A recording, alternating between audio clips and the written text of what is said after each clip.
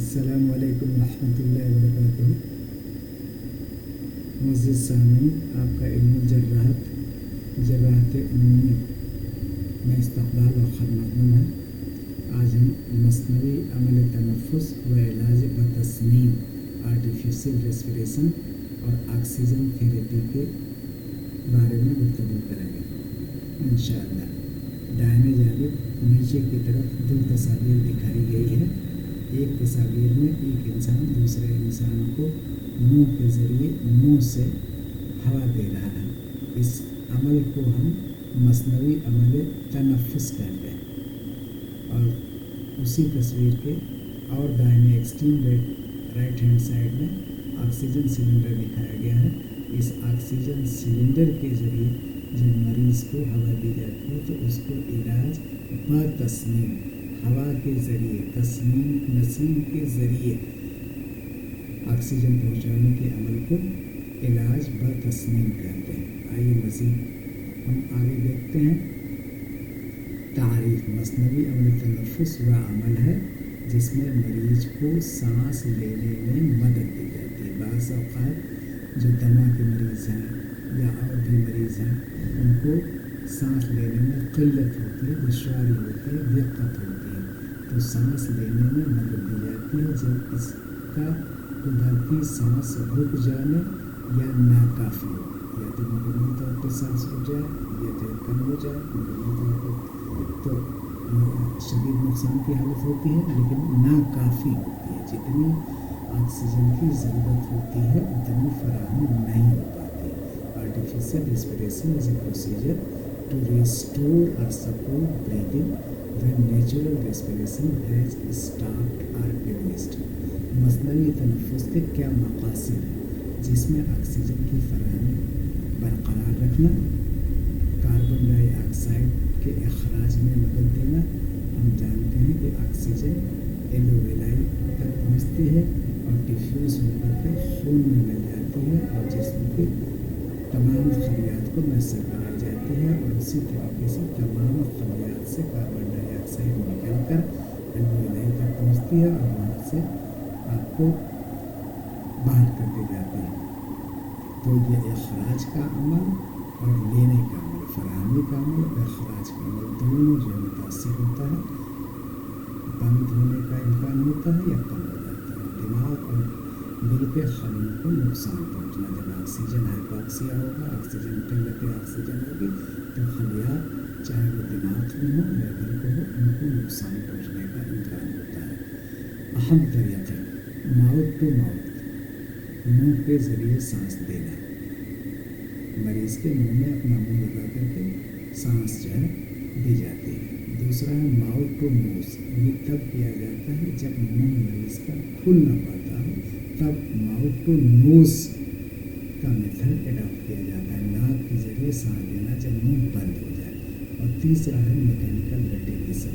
آج کل اکثر مریض کو آپ ہاسپٹل میں جائیں گے، آئی سی یو میں جائیں گے تو وہاں پر میکینیکل وینٹیلیٹر کام کرتے ہوئے آپ کو دیکھنے کو مل جائیں گے. مشین کے ذریعے مصنوعی سانس دینا کو عمل کو ہم میکینیکل وینٹیلیٹر کہتے ہیں. نیکسٹ ہے علاج بتصمیم.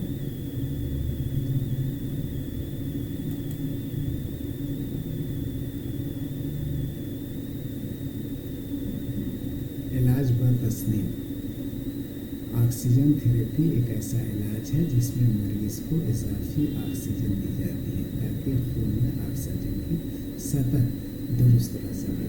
جب ہم نے منہ سے مریض کو آکسیجن دیا لیکن آکسیجن کی ضرورت کی بھرپائی نہیں ہو پائی، مزید آکسیجن کی ضرورت ہے، تو اس مرحلے میں ہم آکسیجن تھیریپی کا استعمال کرتے ہیں، علاج بتصمیم کا استعمال کرتے ہیں، کیونکہ اس کو وافر مقدار میں آکسیجن چاہیے لیکن وہ آکسیجن کی قلت ہے، آکسیجن فراہم نہیں ہو پا رہی ہے، اس لیے اس کو آرٹیفیشل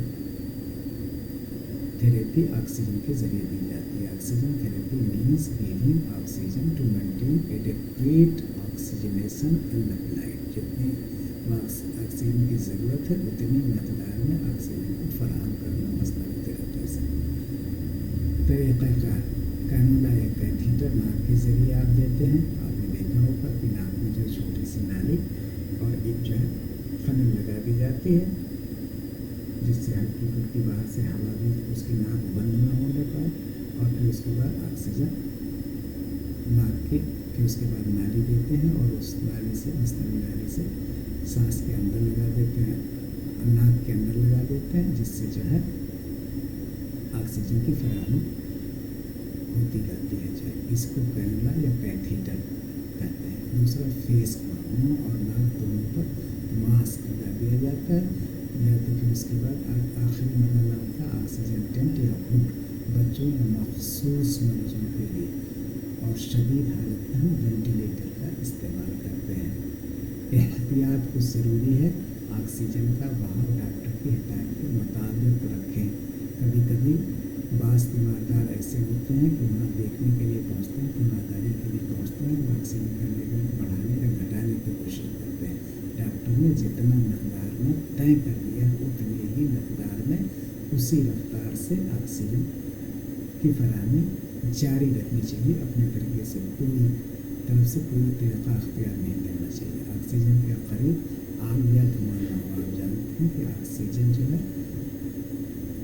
आग पैदा करती है, आग को बढ़ाती है, इसलिए वहाँ पर बीड़ी, माचिस, सिगरेट या इस तरीके की कोई चीज़ें आप न इस्तेमाल करें, लाइटर वगैरह का, जिससे ये इम्कान खदशा होता है कि आग लग जाए। इसलिए उससे के करीब ये चीज़ें बिल्कुल न हो। मरीज़ की सांस, नब्ज़ और रगत की मुसलसल निगरानी करनी चाहिए, जिससे क्या हो रहा है इसका हम पता कर सकें। नुकसानात क्या हैं? ऑक्सीजन टॉक्सिसिटी, ज़्यादा ऑक्सीजन से नुकसान, नाक के जरिए खुश्क होना, आग लगने का ख़तरा होता है। या ऑक्सीजन ड्राइनेस पैदा करती है, उसके खलियात, उसके मुकस मेम्ब्रेन नाक के जो है खुश्क एकदम ड्राई हो जाएंगे। जैसे आपको प्यास में ज़ुबान चटचटाने लगती है, उसी तरह नाक के खलियात एकदम ड्राई खुश्क हो जाती हैं और आग लगने का भी ख़तरा रहता है। इसको हम ऑक्सीजन टॉक्सिसिटी कहते हैं। अगर ऑक्सीजन की वजह से नाक की झिल्ली में खुश्की पैदा हो जाए तो इसको हम ऑक्सीजन टॉक्सिसिटी कहते हैं। इसलिए उतनी ही मकदार में ऑक्सीजन दिया जाना चाहिए जितनी ज़रूरत है। इंडिकेशंस, इस्तेमाल के मौक़े, कब कब ऑक्सीजन थेरेपी की ज़रूरत पड़ती है। हाइपॉक्सिया, जिसे क़िल्लत ऑक्सीजन कहते हैं, जब ऑक्सीजन की कमी हो जाए तब इसको दिया जाए। सदमा की हालत में दिया जाए, दिल की कमज़ोरी या हार्ट फेलियर के मरहले में दिया जाए, निमोनिया, अस्थमा और COPD। पहले ही हम आपसे गुज़ार कर चुके हैं कि अस्थमा और निमोनिया के मरीज़ों को सांस लेने में दिक्कतें आती हैं। ये सब जो है अमराज़ तनफ़ुस से, pneumonia, asthma, COPD, chronic obstructive pulmonary disease, वर्मशुयब जिसको कहा जाता है, ये सारे अमराज़ तनफ़ुस से मुंसलिक है। इन सारे मराहिल में ऑक्सीजन को इस्तेमाल किए जाने के मौक़े पैदा हो जाते हैं। मस्नवी अमल तनफ़ुस और ऑक्सीजन थेरेपी ज़िंदगी बचाने के अहम इक़दामात हैं। ये पूरे चैप्टर का खुलासा है। इनके सही वक्त पर इस्तेमाल मरीज़ को मौत के मुँह से बचा सकता है। फ़ी अमानिल्लाह। शुक्रिया। Please like, share and subscribe. Once again शुक्रिया। फ़ी अमानिल्लाह।